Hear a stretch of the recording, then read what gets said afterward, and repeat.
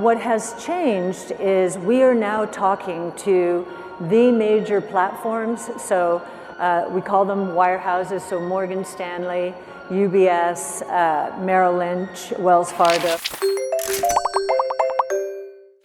제 영상 보시는 모든 분들 부자 되셨으면 좋겠습니다. 안녕하세요, 부자 아빠입니다. 오늘 영상은 중국이랑 미국을 싸움 붙여볼까 하는데요. 이 두 마리의 초대형 고래 싸움에 앞으로 크립토 시장이 어떻게 흘러갈지 이야기해 보겠습니다. 그리고 뒷부분에는 온체인 데이터 분석과 이전 불장과의 비교를 통해서 지금 현재 비트코인 위치와 앞으로 방향에 대해서도 말씀드릴게요. 그럼 시작하겠습니다. 비트코인 바이낸스 4시간 차트입니다. 비트코인이 계속해서 내리는 듯 반등하고 내리는 듯 반등하고 다시 반등해서 올라가는 듯 내리고 하면서 투자자들의 애간장을 태우고 있습니다. 이 64K가 왔을 때만 해도 여기서 더 내리면 60K를 가니 아니면 52K를 가니 이야기가 나왔지만 결국 이 구간을 깨지 못하면서 반등이 나왔죠. 그러면서 이제 바닥 나왔다 올라간다 하면서 쭉 올렸었습니다. 그러다가 다시 장대 음봉을 만들면서 어제 상승분을 다 되돌렸는데요. 사실 이런 패턴은 매 상승장마다 반복되었었습니다. 그래서 지금 시기는 흔들리는 심리를 잘 붙잡고 시장을 바라봐야 될 때입니다. 과거 차트도 한번 봐볼게요. 이게 딱 1년 전 차트인데요. 이 구간을 보시면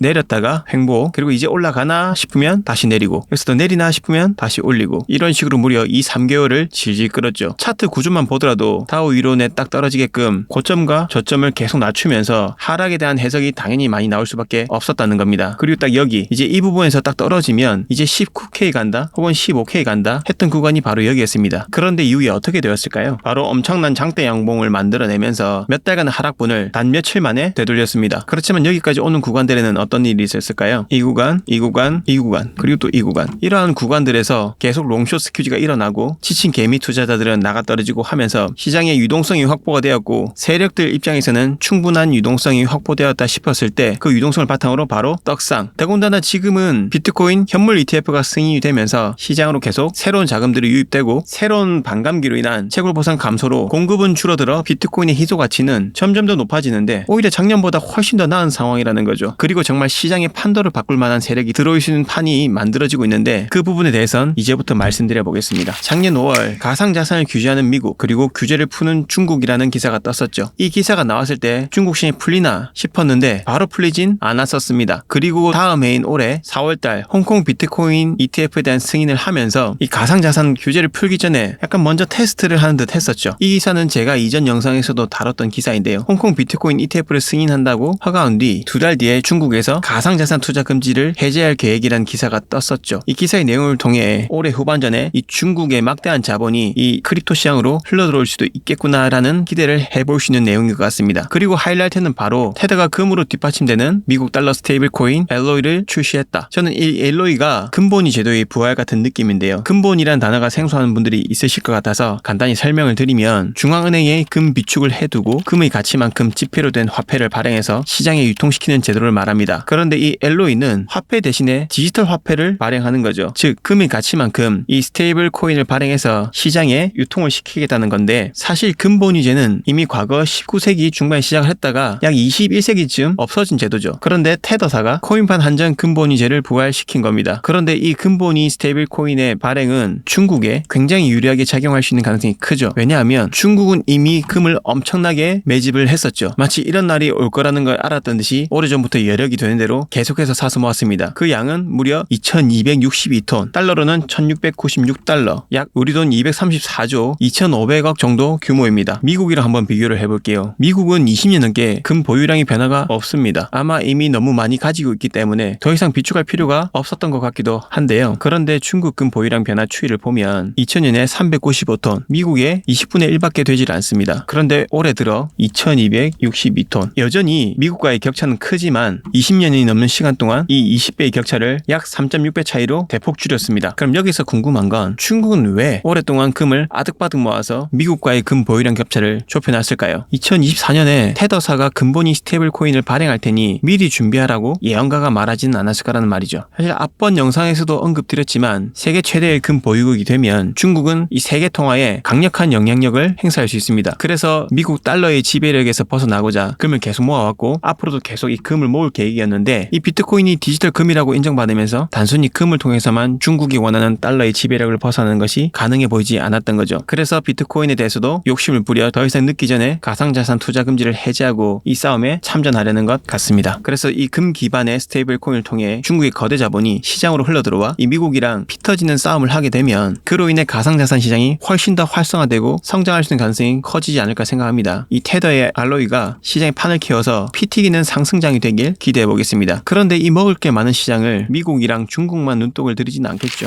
독일텔레콤이 비트코인 채굴 계획을 발표했다고 보도했습니다. 이렇게 독일 기업들도 비트코인을 채굴해서 시장에 참여하기 위해 계획을 수립하고 있고 미국에서도 비트코인에 대한 주도권을 빼앗기고 싶지 않겠죠. 그래서 이번 대선에 비트코인에 올인한 트럼프 전 대통령도 미래를 지키기 위해서는 전략적으로 비트코인을 비축하도록 계획을 수립해야 된다고 하죠. 그리고 비트코인을 매도하면 안 된다고 합니다. 앞서 보여드렸던 금을 팔지 않고 계속 보유하는 것과 같은 맥락이지 않을까 싶은데요. 진짜 이 미국 정부에서 비트코인을 팔지 않고 계속 매수만 한다면 비트코인의 가격 상승에 굉장히 좋은 영향을 줄 수 있을 거라고 생각합니다. 또한 시장이 지루하게 횡보해 개미 투자자들은 곡소리가 나오는데 고래들은 웃고 있죠. 왜일까요? 기사 내용을 보시면 비트코인 고래 및 채굴자들의 낙관적 전망은 꺾이지 않고 있다. 거시경제의 변화, 파생상품 시장의 강세 유지, 채굴자들의 매도 압력 감소 등으로 비트코인 가격이 오를 것이란 분석이다 라고 하죠. 그리고 저는 한 가지 더해서 비트코인이 지루한 횡보 때문에 나오는 개미 투자자들의 매도 물량을 자기들이 바로 알아서 받아먹을 수 있기 때문이죠. 이 차트는 온체인 데이터에서 비트코인으로 수익을 보고 있는 비트코인 주소의 비율을 봐보면 왜 웃고 있는지 알 수 있습니다. 비트가 계속 횡보를 하고 있지만 여전히 유통 물량의 87% 이상이 수익권인 상황입니다. 저 같아도 여유롭게 웃고 있을 것 같은데요. 보시면 이 비율이 높을 때는 장이 좋았습니다. 여기도. 그리고 하락장이었던 2018년에서 2019년을 보면 처참하게 떨어졌던 모습이죠. 이 수치가 유지가 되고 있기 때문에 아직은 낙관적이다라고 볼 수 있는 겁니다. 이 차트는 SOPR 차트인데 투자자들이 평균적으로 비트코인을 팔아서 수익을 냈는지 아니면 손실을 봤는지 혹은 적게 냈는지를 알 수 있는 지표입니다. 앞에 보이시는 이런 구간, 이런 구간, 이런 구간, 이런 구간들은 큰 수익을 보고 판매를 했고 지금 이 구간은 수익이 아주 미미하거나 거의 못 보고 판매를 한 거죠. 이 이야기는 매도 압력이 점점 약해지는 것을 의미합니다. 이 지표를 통해서 투자자들의 이익 규모를 가늠해 볼 수 있는데 지금은 2.12쯤 있습니다. 투자자들이 약 110% 이상의 수익을 보고 있는 걸 알 수 있는데 아직 수익 실현을 하지 않은 거라 확정된 수익은 아니지만 이 부분은 굉장히 긍정적인 신호로 볼 수 있고 이 1년 평균 이동선보다 이 수치가 위에 있다는 것은 여전히 상승 추세가 유지되고 있다는 걸 의미합니다. 앞에도 보시면 상승장에서는 이 이평선 위에 다 이 수치들이 위치하고 있습니다. 그리고 지금도 마찬가지죠. 그렇기 때문에 하락장을 논할 때는 아직 아닌 겁니다. 이 차트는 파이어 차트랑 고래의 매수세를 알 수 있는 CVD 차트인데요. 제가 최근에 시장을 가만히 보면서 차분히 생각을 해보고 이 차트를 보니까 조금 달리 보이더라고요. 여기에 보이시는 이 72K 구간, 이 구간을 보시면 단순히 생각했을 때 여기가 강한 저항이구나 정도일 수 있는데 지금까지 고래 움직임들과 여타 다른 지표들과 같이 봤을 때는 단순히